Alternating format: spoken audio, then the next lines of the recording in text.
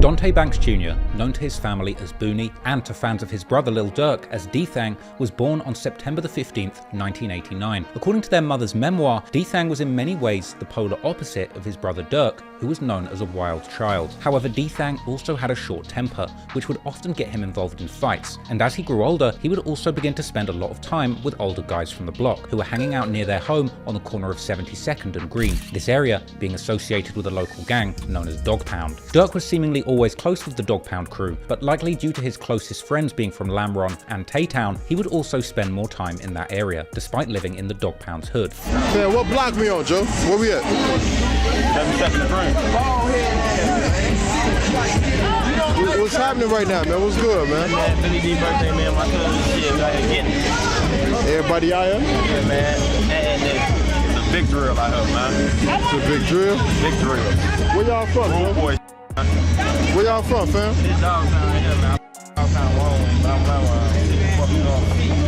D-Thang wasn't the only one in Durk's family tree who was claiming Dog Pound, as his late cousin and OTF artist Nuski, who was seemingly very close with Durk and D-Thang throughout his childhood, would also claim this set, while also being closely affiliated with another set called Face World 079. Even the music video for Durk's first nationwide hit, This Ain't What You Want, was filmed in the Dog Pound's hood, as can be seen from the street sign of Green Street at the beginning of the video. Growing up, D-Thang would have two best friends, Chino and SB, who were both from the eastern side of the south side, with at least Chino allegedly being part of the THF 46 gang set located in the so-called low end. After graduating from high school, D-Thang would move to Iowa together with Chino and SB for work, but while being there, Durk would begin to send them songs that he was making, such as the track Lamron Wasted, which would begin to garner attention in Chicago, as SB would later explain during a DJU interview. He would be the one to tell Durk to move away from simply freestyling his lyrics and shouting out all his friends and affiliated sets to actually making more meaningful lyrics that people from all over could relate to. After high school, me, D-Thang and Chino had moved to Iowa. You know what I'm saying? We was out there hustling with the, you know, the work, whatever, you know, just hustling weed. Same time, you know, I'm always who not only stay in the streets, but I'm a corporate too, so I get a gig, you know what I'm saying, a little supervisor job at a plant, you know what I'm saying, so I'm hustling and working, you know what I'm saying, doing both. So we out there around, you know, just chilling. We went to Iowa, you know, go out there hustling and then working. So I never forget, Durk would start sending us songs. You know what I'm saying? Him and his homie Isaac, they were sending us records. I'm like, damn, this is really dope. I'm like, damn, you really got this. You know what I'm saying? He wasn't even Lil Durk, he was Tay-Tay still, you know what I'm saying? So he finally shot a video with Reggie, Status TV. That's his cousin, you know what I'm saying, Reggie. And the video was wasted. It's probably still on YouTube. You know what I'm saying? So it's wasted, so that started going up. Like, you know what I'm saying? It started doing good. Like, not even really doing YouTube videos like that yet. Right. So bro put it and it just started going up. And you know, so he want to do music for real. He want to do this seriously. So we moved back. You know, we was going back and forth, still hustling, you know, getting money to fund this. We moved back and really started doing this serious. And then before you know it, like over just progressing, he kept recording records. I used to be on this like, you know, he used to always want to shout his guys out, shout everybody from the hood, the lamb, you know. Now he's always telling me, like, blood, the world don't know these. It's cool to shout these out, but you gotta start making real music, start having real songs. Like, I'm tired of every song hearing about your guys. And after Durk's career would begin to truly flourish between 2011 and 2012, Durk would get D-Thang, Chino and SB and invite them all to join his musical venture, and the four would start the OTF label, something that was actually documented in a noisy documentary that covered the come-up of these young music moguls. Unfortunately, almost since the start, OTF would experience some major setbacks. In May 2014, only a few days after signing his deal with the label, Durk's cousin Nuski, aka Nunu, real name MacArthur Swindle, would be gunned down in Chicago, and as was the custom at the time, DJ Academics would soon report on Nuski's death in his highly sarcastic style as part of his War in Chirac YouTube series. It's your boy DJ Academics. To restart the first 48 clock, start pressing up RIP t-shirts, because I gotta ask, is there heaven for a Chirac savage? It is with great sadness, great shock, great disbelief that I have to announce that OTF Nunu has been caught lacking at the mall and is now deceased. Now, ladies and gentlemen, please be warned, the following story is very graphic in detail and the involved is at maximum levels. Following Nuski's passing, some of his friends would begin to call themselves Nuski Gang or Nuski World in his honor. Many of these friends seemingly residing particularly in the Face World 079 hood. Nuski's killer has never been caught, but online drill detectives have commonly held one man in particular responsible, this being 051 Melly, one of the most infamous people in drill music history. While practically being from different sides of the South Side, Durk being from Lamron and Melly being from 051 Young Money, Durk had ultimately gotten involved in a serious beef with Melly's set through Lamron's affiliated sets, such as 600, who were in a deadly beef with 051 at the time. There'd also been some people killed in the dispute between Lamron and 051 even before Nuski's passing, with a Lamron member called OJ allegedly having been involved in the murder of an 051 member called Fathead, together with 600 members in 2012, while 051 on the other hand had allegedly killed Durk's good friend and a member of Lamron called Lil Rob in 2013. Melly's friend and 051's top rapper, Lil Mark, would also directly diss Lamron and Tay-Town in his March 2014 remix of Durk's song Competition, titled No Competition, rapping how he was smoking Tasty Pack, whom Tay-Town was named after, as well as Lil Rob, before saying that he's 300k and die L's, with L of course standing for Lamron. Only days after dropping the diss song, Lil Mark would be tragically killed at a bus stop, allegedly by Lil Durk's friends, one of these rumoured to have been King Von himself. And after this, Durk would diss Lil Mark in 600 rapper E-Day's remix to the song War, saying how he was smoking on him. Durk would also film a highly disrespectful video of himself at that very bus stop where Mark had been killed. Nuski had also gotten into an online beef with Melly's good friend and Durk's former friend Mubu Crump, who had a bitter falling out with OTF sometime in 2013. And following Nuski's death, Crump would film himself at Nuski's death site, even saying that he was at the scene with Nuski's killer, making many believe that this person was indeed Melly. I mean, Nuski. They left his right here. I'm with the did. He don't want to be on camera though. Less than a year after Nuski's death, OTF would suffer another major blow, as OTF Chino, real name Uchenna Aguina, would be gunned down in March 2015, while sitting in his car outside of a fast food spot in the 8400 block of Stony Island Avenue, after he had taken part in an anti-violence event. Nuski and Chino's deaths were devastating for D-Thang, as he would often let his followers know on social media. Chino's murder also remains unsolved, but once again, the same two people, Melly and Crump, would be associated with the hit, with Crump being the one to diss Chino the hardest, again going to the murder location and asking the cashier at the food shop if they had an order for Nuski, calling his meal of choice the Chino burger. Hey, y'all got that order for Nuski? Chino burger. Chino burger. Meanwhile, only a few days after Chino's murder, Melly would tweet a tribute to his fallen friend Lil Mark, together with a cryptic line that indicated that Melly had gotten some kind of get back for Mark. Melly was also fond of dissing both Nuski and Chino on social media, and he too would join in on Crump's burger joke during one of his Instagram lives. Just let me a piece. Yeah, Chino burger. That's what they said. Crump would continue dissing Nuski and Chino, sometimes aiming his words directly at DThang, commenting under his tribute post to Chino in 2017 how DThang was the reason that Chino was dead, while Lil Durk was the reason that Nuski was dead. Clearly, Durk and DThang were big targets for their enemies in the streets who had already killed people close to both of them. According to Durk and DThang's mother, DThang himself would end up getting shot twice between 2016 and 2017, but little is known about these incidents. Fortunately, he would seemingly survive both events with relatively little injuries. Mubu Crump, however, wouldn't be so lucky, and in May 2018, he would meet his end as he was gunned down in front of a house party during a drive-by shooting, where Melly would allegedly also get hit, but survive. The killers have never been caught, but the most popular theory online, surprisingly, points to the rivals of OTF, particularly a member of the STL EBT set called Can't Get Right, aka Get Right or Man Man. This theory being further boosted by the claim that another STL member, the infamous shooter Wooski, was allegedly later caught with Crump's murder weapon. However, this claim has seemingly been debunked by the YouTuber Loyalty and Betrayal. Let's just be clear. Wooski was never arrested with a gun. He was arrested because he shot somebody in the leg twice who didn't want to press charges or whatever, but he was not arrested with the gun. The gun, the shell casings that they found, that they said with that shooting, that they are, I guess, assuming go with that incident, being how the guy moved, the gun obviously moved. So I'm not sure how they matched that up to say that belonged to that. But it matched the gun that was found 10 days later after Wooski was arrested. So Wooski didn't get arrested with the gun. So all those videos have false information.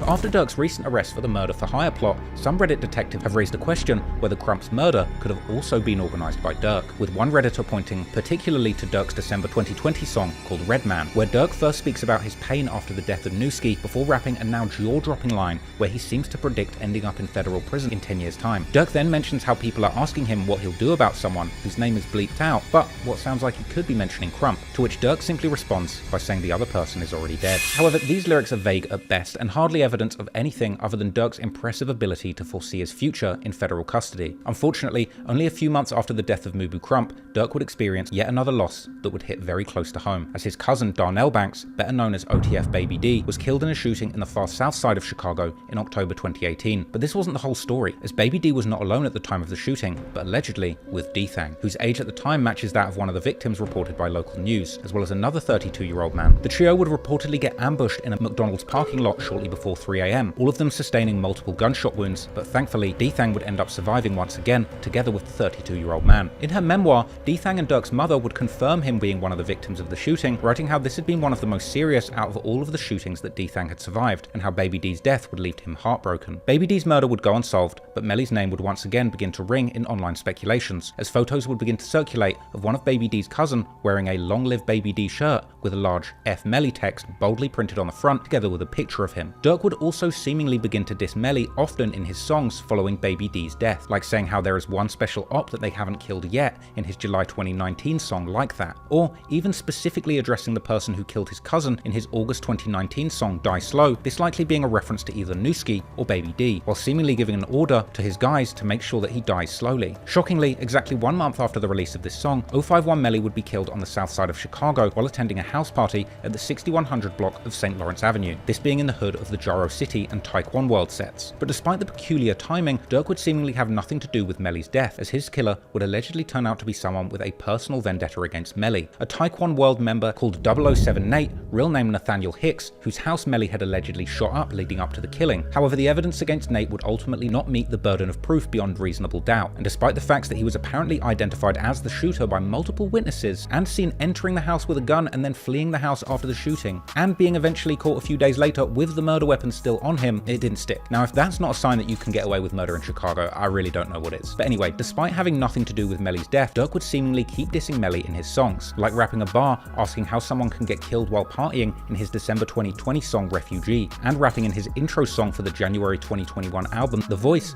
that since the person who killed his cousin is dead, he can finally rest, as well as seemingly calling Melly his favourite op, who's now dead, in the August 2020 song Bad Guys by the former OTF rapper Timo. D-Thang, on the other hand, would tweet in June 2020 how every op that ever shot him is now dead, and that he walks around with 50k in jewelry in his hood, with Chiracologists taking this to mean that Baby D's killer was now dead too. For D-Thang, the shooting that killed Baby D was a near fatal moment, and should have probably served as his final warning to get as far away from Chicago as possible, but unfortunately, this was not the case, as D-Thang would seemingly keep returning to his hometown time and time again, until finally in the summer of 2021, his luck would indeed run out. It was only 2 days after Durk hit another career high, releasing his #1 collaboration album with Lil Baby, Voice of the Heroes, during the early morning hours of the 6th of June, when D-Thang was out partying in the city of Harvey, which is in the far south side of the greater Chicago area. He was reportedly attending a strip club called Club O, located in the middle of the city's industrial district. According to the Chicago Sun-Times, who would seemingly confuse D-Thang to be a rap artist like his brother, they would explain that the shooting that killed D-Thang involved multiple guns, and even a police officer who was nearby when the shooting started, an officer who would actually get hit in their thigh during the chaos. Unfortunately, D-Thang would be shot in the head, and he was pronounced dead at the scene. Another OTF member called Trail had seemingly been at the club with D-Thang, and he too would get shot during the altercation, but would survive, later posting a thank you message to the people who had been concerned about him, as well as paying tribute to D-Thang and saying that he put his life on the line for him. Soon following D-Thang's death, there would be another deadly shooting, only an 8-minute drive away from the club, which the police would consider to be a possible retaliation, the victim in this shooting being a 39-year-old named Seneca Price. But there has since seemingly been no updates about this get-back theory. From here, the media and fans would find out about D-Thang's death, and Reddit would light up with questions and theories, with many wondering why someone as famous and wanted as D-Thang, who had so much at stake with so many enemies, would risk going out partying at such a risky location. The internet would quickly turn into a hub for speculation, as amateur sleuths pieced together their own theories about what might have led to the murder, with some theories speculating that D-Thang had been killed due to his alleged past as a shooter for his Dog Pound set. These theories revolving particularly around Dog Pound's beef with a set called Dump Street, also known as Gutter Gang or Nate Block, sets that are part of the so-called No Love City alliance formed between numerous majority gangster disciple sets around Inglewood. As mentioned earlier in this video, No Love sets have been beefing with the BD sets from Inglewood like Lamron and Dog Pound since at least the early 2010s. Redditors would speculate that D-Thang's murder was get back for the 2013 murder of a man called 8-Ball, real name Marcus Rush, who was allegedly part of a set called CMB or Crazyville. This set having years-long ties with Dump Street, while having had at least a decade-long beef with the Dog Pound. D-Thang himself having dissed the set all the way back in 2014, with the wildest theories even claiming that it was D-Thang himself who had actually killed 8-Ball, while the most attuned drill whisperers would reveal that many members of 8-Ball's set had allegedly been posting tributes to him right after D-Thang's murder, with some of these tributes still seemingly being available online. However, many would question the rumors about D-Thang being a killer, as he had always presented himself as more of a businessman than a bona fide shooter, although D-Thang himself would change his Twitter handle to D-Thang 2 times in 2017. Now, the number and X combination typically symbolizes in the drill culture the number of bodies a person had caught, with the other D-Thang from the 600 set using the same combination to seemingly claim 3 bodies. But whether D-Thang himself had been behind the murder or not, he had certainly been dissing both CMB and Dump Street, aka Gutter Gang, before his death, making sure that he still had enemies in his hometown. D-Thang had seemingly also indicated that the younger generation of CMB and Dump Street had been dissing Lil Durk and OTF, saying that he doesn't even know them and that all his ops are dead already. And after D-Thang's death, CMB would seemingly return the favor by posting slick comebacks, as one member would post on his Facebook the morning after how Chief Keef had been the smart one to leave Chicago with all his friends, as they were all still alive, while another member would post how the BDs might run the industry, but the GDs still run the streets. This was followed a few days later with another member posting how they'll get into it with anyone, together with an 8-Ball emoji, while another member would post how all their ops are dead. Meanwhile, some Redditors have claimed that D-Thang was killed because he had been bragging about putting money on Duck's head while being in the club that was frequented by the GDs. But whether D-Thang's murder was connected to the war that had been going on around his old neighborhood for years, or to something else. Not long after his death, this war would seemingly continue to claim lives, as on July the 10th, 2021, 2 men would be sprayed with bullets during a fatal incident at a Clark gas station in Inglewood. These men turned out to be a 20-year-old named Jalen Anderson and a 33-year-old called Jamie Hawkins, who were better known in the streets as Gutter Gang J-Ski and Gutter Gang Oil. Paperwork posted online by the watermark enthusiast Chusky the Real would reveal that a Jeep Cherokee had parked in the gas station for several minutes, but when Anderson and Hawkins had pulled into the gas station, at least one occupant of the Jeep would begin shooting at them before the car would flee the scene, and a search for its license plates would reveal that it was a stolen vehicle. Curiously, only a few days after this double murder, Lil Durk would make a cryptic post to his Instagram story with a picture of his brother, together with the caption, "Do it for D-Thang," as the post would be shared on Reddit soon after. One Chiracologist would comment that they had heard that OTF had indeed gotten that get back, while another commenter would identify J-Ski and Oil as the reason for Durk making the post. Around the same time as Lil Durk would make this post, D-Thang's baby mother would also make an Instagram story with a picture of D-Thang, this time accompanied by the song Lick Back by the rapper ESDG, a song that essentially describes the need for always getting your revenge. These posts would prompt many Redditors to believe that OTF was indeed behind this gas station hit, but violence would continue to follow Durk from here, and just a month after his brother's passing and a few days after the gas station shooting, a strange shootout episode would take place at Durk's home in Brazelton, Georgia, where unidentified invaders would break in with unknown motives in the middle of the night. Apparently Durk and his partner India would reportedly fight back by shooting at the intruders, but seemingly everyone would survive the shootout without any serious injuries, but the intruders would actually escape the scene before the police arrived, and at this point there's been very little information about what this whole incident was about. If you ask me, timing is incredibly suspicious and may well have been in retaliation for those 2 murders that followed D-Thang's death. After the home invasion, some months would pass, but in October, rapper Nardo Wick would release his smash hit, Who Wants Smoke, featuring an all-star group of features, including 21 Savage, G Herbo, and Lil Durk, together with a music video directed by the music video prodigy Cole Bennett. In his verse, Nardo Wick would rap a funny line about how he even pumps gas with his gun so his ops can't surprise him, something which Durk would then reference in his own verse, but adding how listeners better do like Nardo says, because people will die while pumping gas, which seemed to be yet another reference to the murders of J-Ski and Oil at the gas station. This was followed about a week later with Durk's song Pissed Me Off, which he would begin by paying tribute to his brother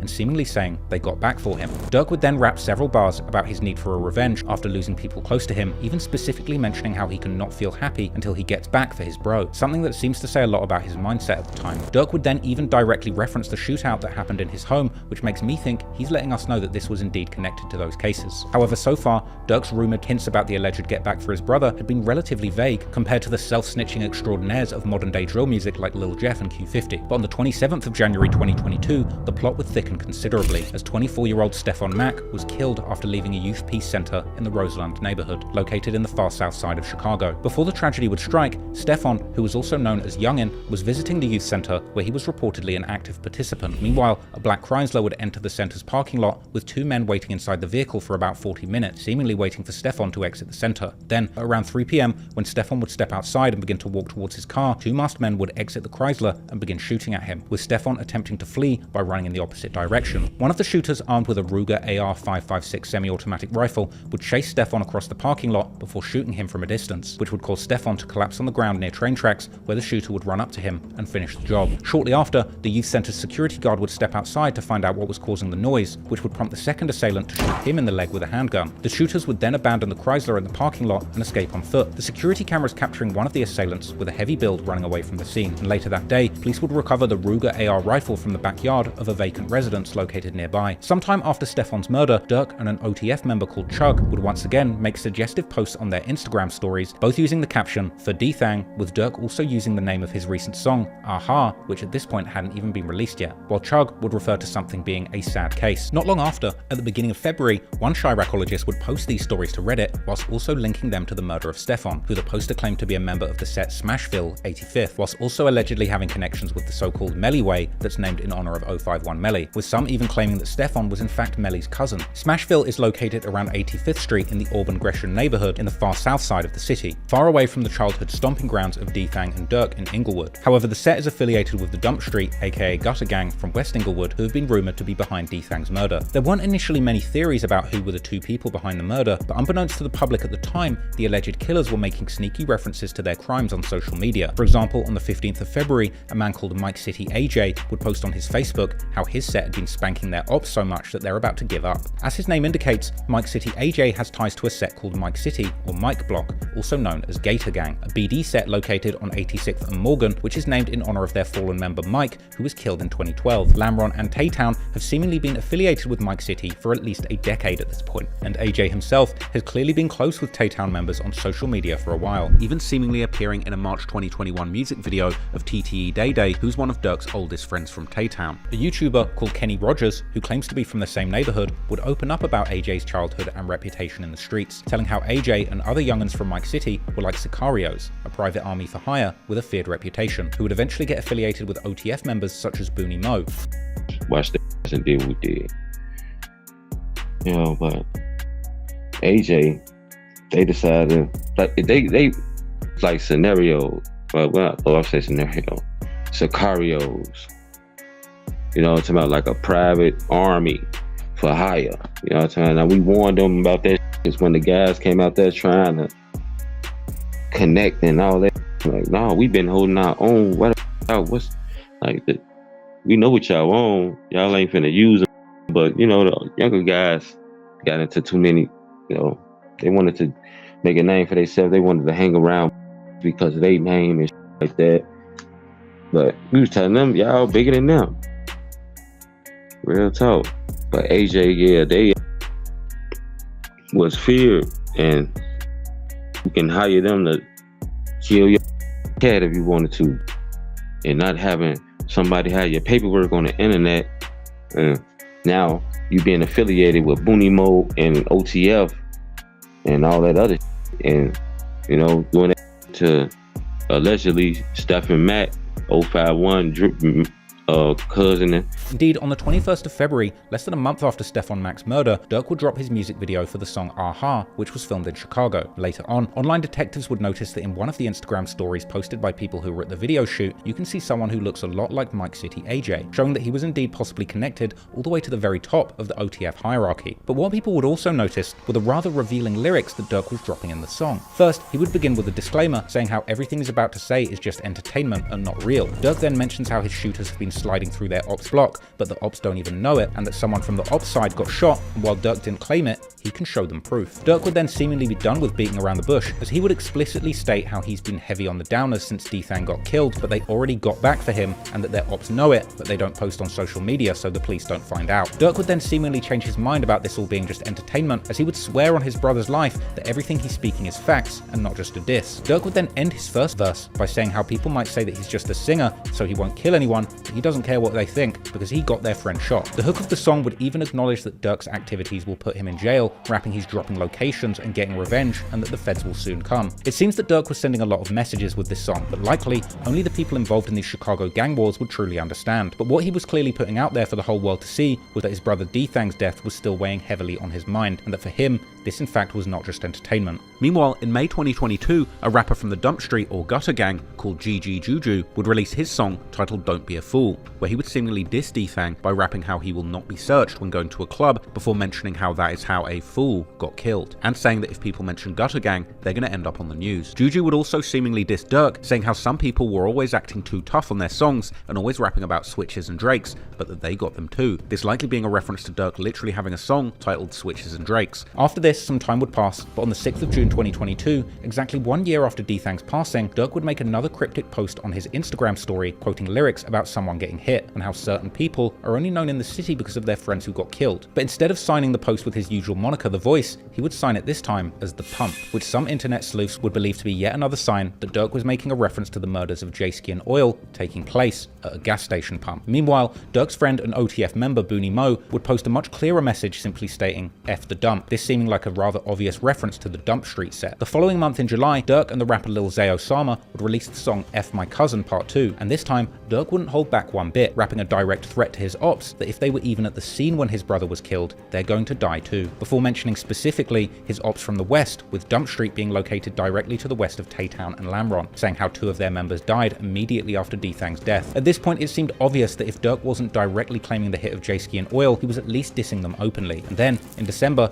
Booney Mo would release his single titled For Real, together with a lavish music video that was posted on Durk's YouTube channel. And in the song, Booney would repeat Durk's bar about 2 people dying the next day, whilst also seemingly referring to the shooting that killed D-Thang as fluky, which some believe supports the idea that D-Thang might not have even been killed on purpose and was in fact simply hit by a ricocheting bullet. This theory also being supported by the news report about the shooting, with the police describing how D-Thang was simply caught amongst a barrage of bullets. In April 2023, On a Couch TV would post a hood vlog with none other than Dump Street. But interestingly, they were also joined by the rapper 85th Lil Smoke, who just so happens to be from Smashville, the very hood where Stephon was allegedly from, showing that these sets were indeed very close with each other. In the comments of the video, one viewer would ask On a Couch TV to ask him about D-Thang, but he would reply calling that viewer federal before saying that he knew that they wouldn't answer questions about that anyway. But still, On a Couch would seize the moment and ask them about Durk, inquiring whether they considered Durk to be the voice of Chicago, which would surprisingly receive a rather cordial response from the crew, who say he's a good rapper, but he's not the voice of the streets, and that he can't stop the gang war. So how y'all feel about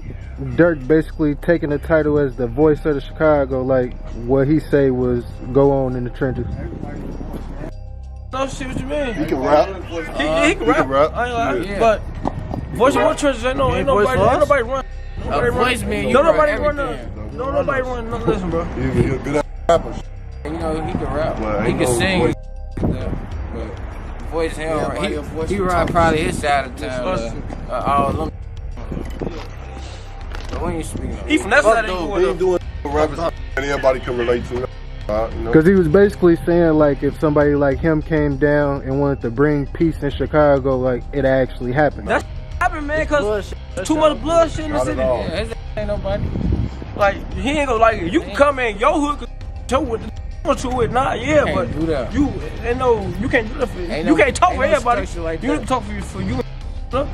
Meanwhile, Durk would keep hinting at the get back for D-Thang in his songs, like in the track Pellicoat that he would drop in May as part of his Almost Healed album, where he would once again rap how 2 people had died after D-Thang's murder. A few months later, on the death date of J-Ski and Oil, a member of a set called Melt Gang, who were affiliated with Dump Street aka Gutter Gang, would finally send a clear message back to Durk by posting an Instagram story with a caption that he was smoking on D-Thang. In response, a member of Faceworld 079 aka Nuski Gang, who were affiliated with Dog Pound and close to Durk, would share a post about the murders of Oil and J-Ski to his Instagram profile, together with Lil Durk's Pellicoat song, and specifically the part of the song that says how 2 people died after D-Thang's death, while his very next post would say that Oil and J-Ski were his favourite people to smoke. The dissing between these 2 alliances had now gone far beyond small subliminal jabs to damn near federal public confessions, but things were about to get a lot more interesting, because in October 2023, Mike City AJ, real name Anthony Montgomery Wilson, together with another man called Marley, real name Preston Powell, would be charged with the murder of Stephon Mack. But this was no ordinary state charge, this was a federal charge, and this was no typical murder charge either, this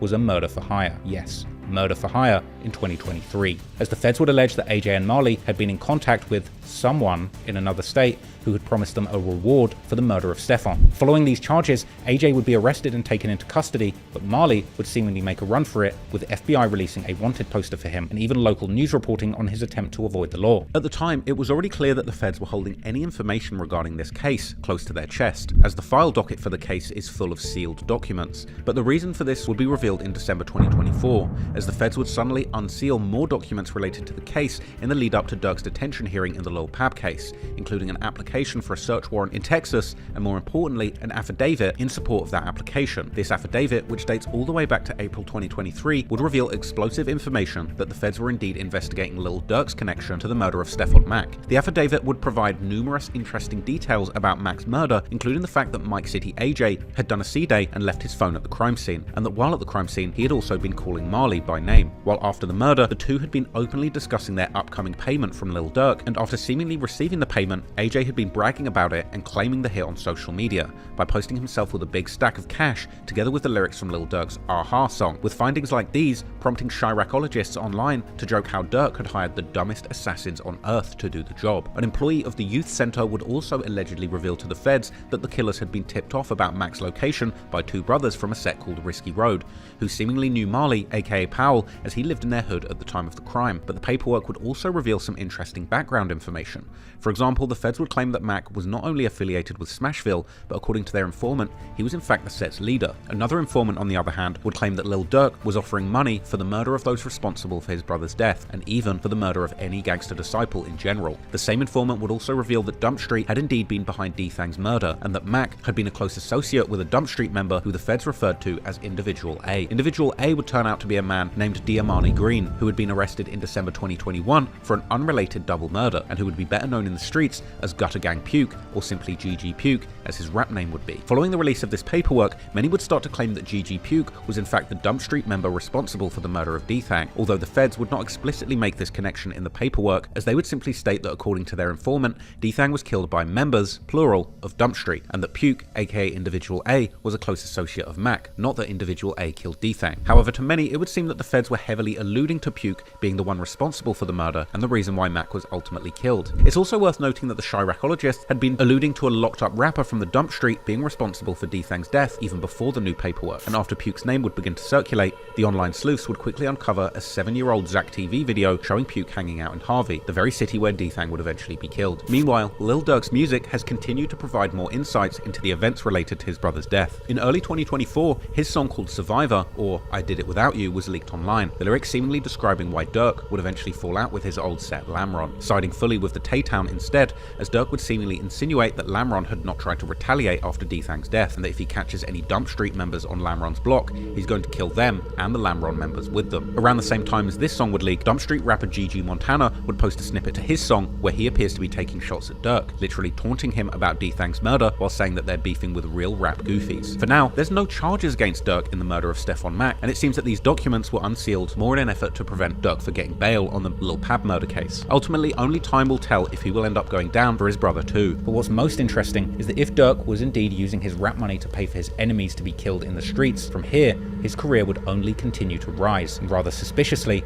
so too would the body count, as more and more of those people who Durk had issues with would wind up dead, with Durk never missing an opportunity to jump on the mic and brag about these murders for the whole world to hear.